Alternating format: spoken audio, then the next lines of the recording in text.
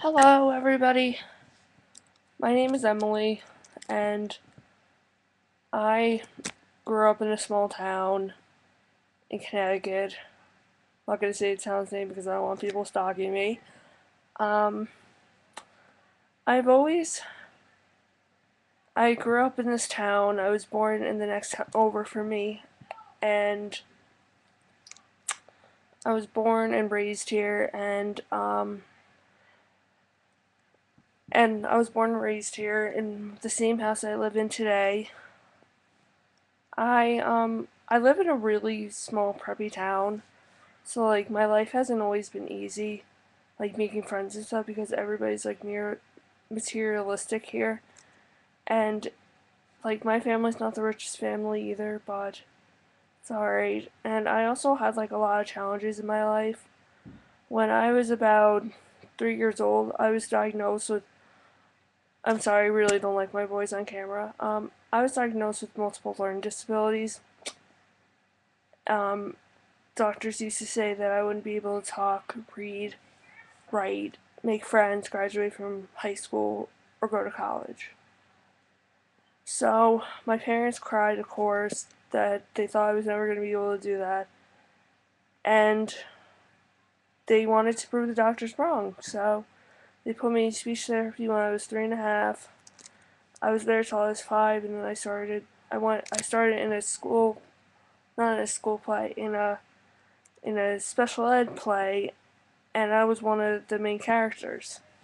So I spoke my lines, and my mom and dad and everyone who was with me started crying. I remember this exact day. I remember this exact day.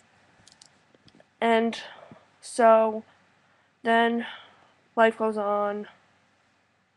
My life hasn't been easy. I've always been bullied. I I've been depressed. I've been depressed.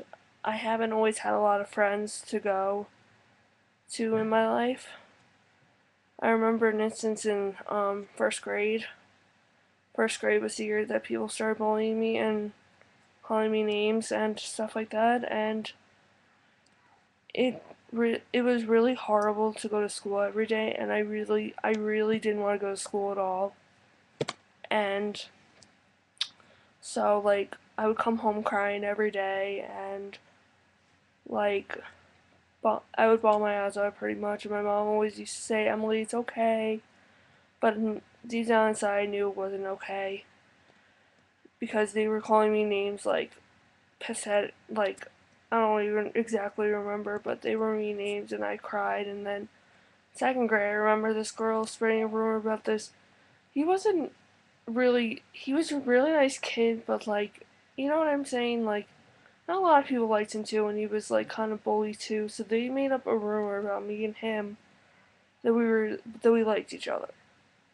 At the time, I was really hurt and upset, but I realize it's stupid now because you don't really need to listen to people. Then third grade, almost got punched by someone. Yeah, that was not fun either. Then fourth was fine because I made a lot of friends, and then fifth grade happened, and this girl turned it back on me because she didn't want to be my friend anymore.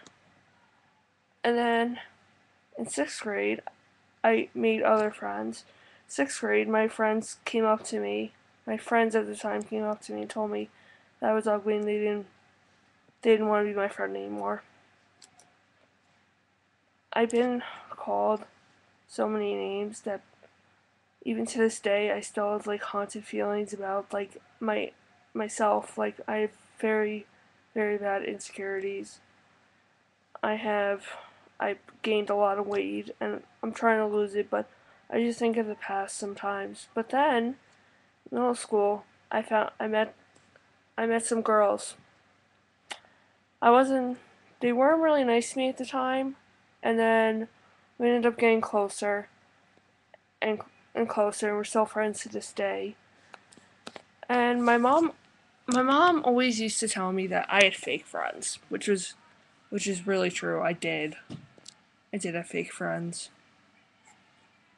it was really ridiculous actually how much people were fake. So I ended up being friends with with these girls. They made fun of me every day. It was not a fun 6th grade year.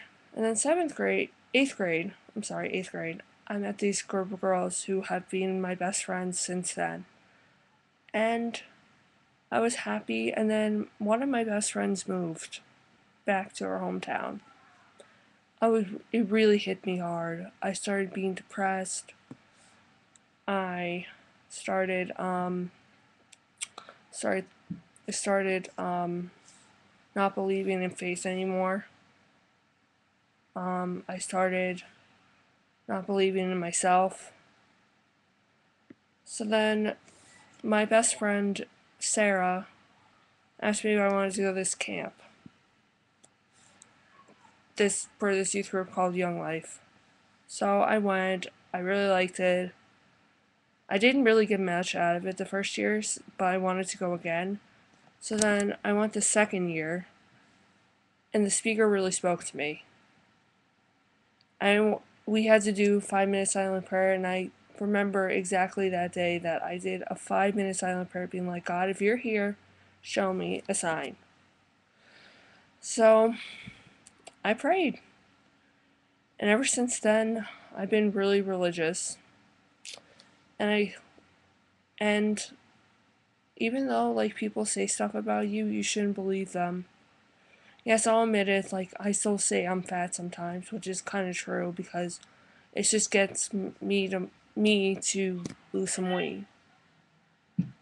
I'm sorry, that was my mom. To get to lose some weight.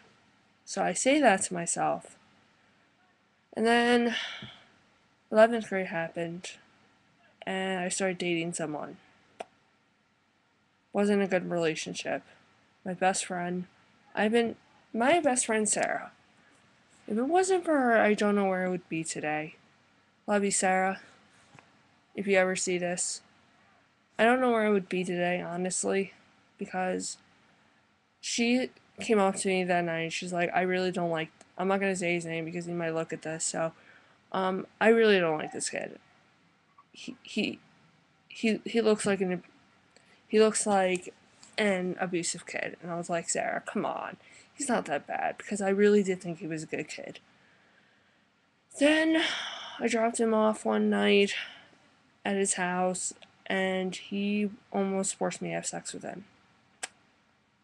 Yeah, I didn't tell my mom this, and it really haunted me. And then I prayed one day just to get rid of it, and I got rid of it. I got rid of the pain.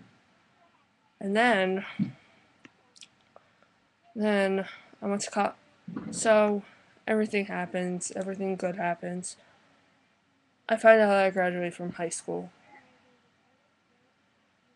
And then I go to college in Pennsylvania, and I really hated it the first semester. I really, really did. I did not like it at all. Nobody liked me. It just felt like I was in elementary school again. I was friends with someone, but they chose their boyfriend over me, and it was just like terrible.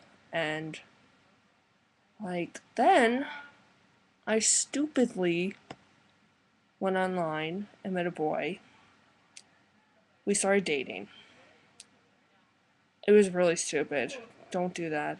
Don't go online and try and talk to a boy because you never know who they could really be. And then I actually almost went to see him, but I realized that I couldn't be with someone who was really far away from me. So he ended it with me. And now I'm gonna be in my sophomore year of college. And I'm so happy to go back. I'm living in a house with 14 people. It's not a sorority house, it's a religious house. And I'm really happy with my life. I just found out I got a job, and it's really exciting because people with disabilities don't always get jobs. So I'm really happy. And Just the moral of my story is that you shouldn't always believe what people tell you. You should look at yourself and look at yourself in the mirror and say, I am beautiful or I am handsome. If people bully you, just ignore them. I wish I had learned that later in life. I learned that later in life to ignore what people said about me. I learned everything about myself. I also learned that I can't slack off anymore because if I slack off, I'll get kicked out of school. So please don't slack. Please don't slack. It's not good to slack. I'm sorry this is a really long video, and I like to ramble on, and I'm really sorry. I get really insecure about my voice on camera. So please don't be mean about it. Please don't be mean. And you can friend request me on YouTube, or like always, I'm not gonna give out my cell phone number because I've done that before and it was stupid. So yeah, you can always email me too at singinggirl211@yahoo.com. I would give you my other one, but it's too personal. So just email me at singinggirl211@yahoo.com. I'm always available to chat. And God bless you all. Bye.